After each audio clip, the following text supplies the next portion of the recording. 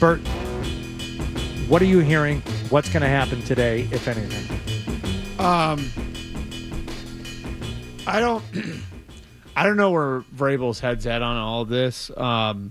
There are some moving parts with the Raiders now where, I mean, I'll just say this, like the Raiders are able to get Ben Johnson in for an interview, and that should not be ignored because that was a Tom Brady operation. And I don't think Ben was going to interview with them if it hadn't been for some of the things that Brady detailed to his camp. And I think, like looking at some of that stuff, what is it? Well, it's Brady is going to be more involved. Now, he's not going to be involved day to day because he's still going to be in Florida.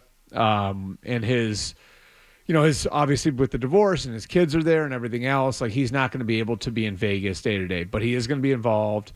And he's got a private equity CEO that bought 7.5% of the team. That was approved in December. The guy's name is it's Durbin is the last name. Egan Durbin is his name. Okay. And he's going to start to bankroll things, so the Raiders are going to operate in a different way than they have. So I think a lot of this stuff and concern over the Mark Davis element of this might be shifting a little bit, like where Brady might be able to insulate the new coach a little bit from some of the things that existed with previous coaches there. So I think Mike's going to have options. Mike obviously interviewed with the Bears. He hasn't formally interviewed with the Saints, but I know Mickey Loomis, who's running that search, was planning on talking with Mike. I think he was actually going to go to Mike. That was going to be formal, but the Saints are talking to him. But when is he going to interview with the Jets? When is he going to go to Vegas? Is he going to go to Vegas? Because as of yesterday, and I don't know. He was not going to go to Vegas, and that to me is the biggest upset of all. Yeah, well, we'll see. I mean, we'll see if he does or not. The Krafts could start throwing money at him and we'll see what happens, but there's obviously competition for his services. That much is clear. And here's the other part of it too, is there pressure on the Krafts from people outside to at least make this look better than it looks. Because if you're pushing through a hire today, that looks bad. You know what I mean? Like that looks really bad. It's like you had the two interviews that I think were clearly, they are, I won't use the word again, but they are what they are. The two interviews with Byron Leftwich and Pep Hamilton, Aaron Glenn basically turn you down, and now you're going to turn around and just push this through. Okay, so they talked to Vrabel yesterday. So it could happen today, but I'm also of the mind that even if it were agreed to, there might be some element of we can't. The optics of this would be really bad if we just shoved it right through before the end of the week. Because I think that they thought. I think this is another thing they miscalculated. I think they probably thought that they would look decisive if they did that. Sure. Where it just doesn't look that way at all. Well, let's say it's worst case scenario. Let's say Vrabel's like, you know what? That's a hell of an offer, but I got 2 or 3 other teams to look at. And as long as you're going to wait, I'm not going to agree to anything. Right. If you have to wait on this, then I'm going to talk to these other teams. They talk to So Ben. here's the thing. I made this point, right? I love Mike Vrabel. I think he's probably the right hire. Okay. But this idea that you're going to hire him and it's going to be Belichick in 2014 again, that's not right either. That it's not a sure thing. It's and you guys know what I think of Mike Vrabel. I think he's a top 10 coach in the NFL. But if you're still any semblance of the New England Patriots anymore, you're sitting here concerned that the Raiders are going to steal him, that the Bears are going to steal him, and you're costing yourself going through a full process because the Bears or the Raiders are going to steal a coach from you? And a coach who, I love Mike. I think he's a top 10 coach, but a coach who, got fired a year ago? I look at this and I'm like, God, how far are they falling? You know what I mean? This is you are the Bears and the Raiders are the teams that are making you feel uncomfortable about losing a guy who, again, I think is a really, really good football coach, but these are the hoops you're jumping through now. But now we're at so you're going to cost yourself the opportunity again to look around to look around and say, let's get a look at the way everybody else is doing business. You're going to cost yourself that again because you're chasing something You can't get back. Okay, so let's talk about what could be the Patriots' future. This is what I wanted to ask you. Suppose Vrabel says whatever Vrabel says, but it doesn't happen. They talked to Ben Johnson today, and he goes off and talks to other teams, and all of a sudden we're into next week. Do they have a backup plan, or are they going to sit and wait for Vrabel to finish his tour? Are there going to be more interviews, or is Kraft going to wait until teams start getting eliminated to talk to more people, or is he going to sit for another week? What happens if this doesn't work out? What happens if it goes into next week? I think you have to, at that point, you have to start scheduling interviews, and they do have some cover here.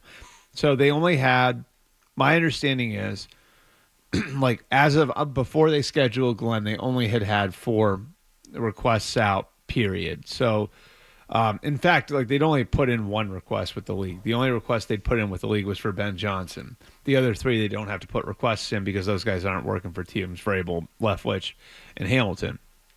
So the 5th request went in, Glenn, on Wednesday, or the 2nd request, I guess, with the league, the 5th interview they tried to set up with Glenn went in on Wednesday. The cover that they have here is they can say, well, we were trying to respect the playoff team, so we didn't put in a request for Brian Flores or whatever. So they could turn around and do that. And I think if that's the end result, like it's a really broken road you took to get there. Mm-hmm. But like I don't think it's the worst result in the world. Like I can't wrap my head around why they don't want to at least talk to Brian Flores. I don't get that. Like why you wouldn't put in the request, because the Jets and Bears put in requests for Flores. Like why you wouldn't at least want to talk to him? Okay, I can. There are the obvious answers that I could come up with. Number one is they're suing the league. There's the history there with him and the lawsuit with the league. There is the belief didn't stop the Jets and Bears. There's but there is the belief that, and this didn't stop the Bears either. But there is the belief that he did not work well with his young quarterback when he was in Miami. That's a very real question, and that's a question that both the Patriots and Bears should consider when you're talking about bringing in Brian Flores. Yeah, the Bears 100% are asking that question. But why wouldn't that be somebody you would want to talk to? But if you're going to go back and you're going to retread or try and rehash some of that Patriots magic from years past, which of the 2 coaches would you be more interested in trying to do that with Mike Vrabel or Brian Flores? Vrabel's not like Vrabel didn't ever coach here either, you know? Like so That's true. Vrabel's coached in your system because he coached for O'Brien in Houston, but that might be about if they're having any degree of honesty with themselves, that might be better. We don't want anyone who's coached here before. Right. We want somebody who's is familiar with him. We have a relationship with. But that's the other part of it to me is like when I look at it, you never had Vrabel here as a coach, so how are you so sure? You know what I mean? Like you hadn't even talked to him, yet you're willing to. You cost yourself an interview with Aaron Glenn, because I think if you put the interview request in on Monday, you get the interview with Aaron Glenn. So you cost yourself the opportunity to sit down with him. You don't set up interviews with anybody else. You're risking the fact that like if you don't put in requests on some of the guys that like are playing this weekend, you know, like guys that are coaching for the playoff teams that are playing this weekend, that those guys, like because requests went in on this week on them this week, their dance cards might be full by next weekend when those guys interview too.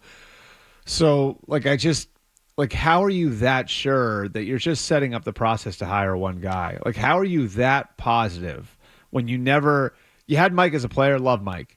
You know what I mean? An important piece of the puzzle here. But how are you that sure without ever sitting down and talking to him? Okay, let me ask you this. What are the odds that Elliot Wolf stays on as GM? Or are you just going for the PR win, which is like, I think, a huge component of this? Okay. Let's say it is Vrabel. Mm-hmm. What are the odds that Elliot Wolf stays on as GM with Vrabel as the head coach? I think that's sort of TBD. It can work. It has worked other places, but I think that'll be sort of up to. Would you be opposed to changing horses midstream again with another position like GM after only a year? No, I mean I think that No, I mean, I think you can go through a draft cycle. Like the Bills did it and went through a draft cycle with Doug Whaley as the sitting general manager, and Sean McDermott had just gotten there as head coach. When they drafted Allen. No, it was the year before that. Oh, okay. It was the year before that. But his first year there in 2017, they drafted Tre'Davious White, who wound up being a really good player for them for a long time. Deion Dawkins, who's still their left tackle. So they had a good draft with the existing staff, and then blew everybody out and brought in Brandon Beane, who McDermott had worked with in Carolina. There are examples of, again, like I brought this up yesterday on the midday show, Sean McVay working with Les Snead, who he inherited as the general manager in Los Angeles, with Sean Payton inherited Mickey Loomis in New Orleans. So it's worked before.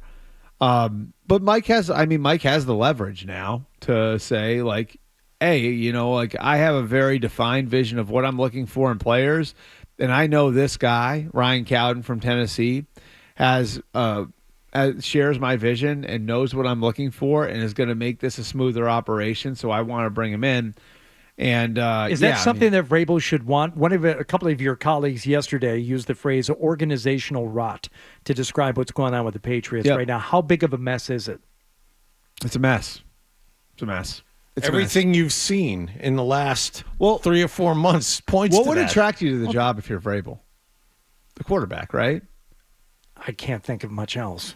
I mean, so here's the thing. Here's the other thing. It's like, if you're Mike and this might be your last chance, right? Like, maybe he gets a third chance, but like this could be your last. So if it doesn't go well, this is a big one. Like, yeah, it's a big one. This is a big decision for him, right?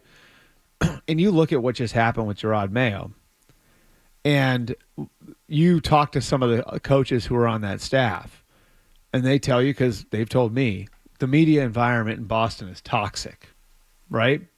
And if it gets ugly there, ownership will listen to that, and ownership will make decisions based on that. And you look at the roster and you say it's going to take 2 years to get this thing up and running. Do you trust that? I mean, because everybody's going to be shaking hands and slapping backs and everything like that, like when they bring them up at the press conference, right? Do you trust that if this team is 3-9 and Mike and Tony are shouting at the top of their lungs about what a clown show the Patriots still are in November, and how they didn't do a real coaching search, they had decided on Vrabel a week before the end of the regular season. They just did the same thing all over again. Do you trust that the Krafts are still going to have your back? I can't imagine them doing it a fourth time. I can't imagine them doing it. But do you trust that? Because you would have thought they'd have Jerod's back. I did. Up until so if you look at the before the end of the regular season. But this is a serious thing that you have to think about if you're Mike Vrabel, isn't it? Like, don't you have to think about that? If you think that the environment here is such where I think I heard Mike and Tony say it yesterday, like 8 or 9 wins minimum. Say you're a coach and you're looking at this and you're saying to yourself, you know what? Like, I think we need to bottom out more. I think we need to hollow the roster out. I think we need to get rid of Jabril Peppers. I think we need to get rid of some of the guys who are here for the bad years. I think we need to reset completely. And, I think we need to roll over some of that cap room for another year, because it's going to be hard to attract free agents here. What if you're saying that, though? Because that's the way some people have come into situations like this and done it. Like, what are they going to be saying about me when I have 2 wins in October or 3 wins in November? If you're looking at it and you're saying that, do you trust that they're going to have your back? Because they didn't have Jerod's. And I can tell you for a fact that people on that coaching staff were under the impression they had 3 years. Regardless of what happened, everybody was on board. They were going think about down that, with the rebuild. How do you trust that? If you like that clip, and how could you not? Check out more videos from Toucher and Hardy here. Point slightly up and to the left. For more Patriots analysis and opinion, hit this playlist. Point slightly down and to the left. And for the latest from the Sports Hub, download at 985thesportshub.com.